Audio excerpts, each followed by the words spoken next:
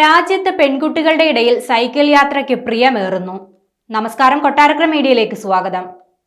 രാജ്യത്തെ ഗ്രാമപ്രദേശങ്ങളിൽ സൈക്കിൾ ഉപയോഗിച്ച് സ്കൂളുകളിലേക്ക് പോകുന്ന പെൺകുട്ടികളുടെ എണ്ണത്തിൽ വർധനയെന്ന റിപ്പോർട്ട്.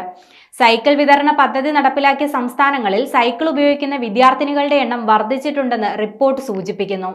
2007 മുതൽ 2017 വരെയുള്ള 10 വർഷത്തെ കണക്കുകളാണ് റിപ്പോർട്ടിൽ ഉൾപ്പെടുത്തിയിട്ടുള്ളത്.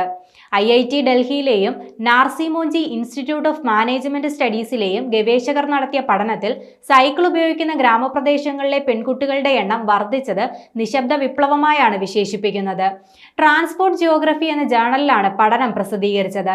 രാജ്യത്ത് 2007 6.6% കുട്ടികളാണ് സൈക്കിളിൽ സഞ്ചരിച്ചതെങ്കിൽ 2017 അത് 11.22% വർദ്ധിച്ചു. ഇക്കാലയളവിൽ സൈക്കിളിൽ സ്കൂളിൽ പോകുന്ന പെൺകുട്ടികളുടെ എണ്ണത്തിലും ക്രമാതീതമായ വർധനയാണ് ഉണ്ടായത്.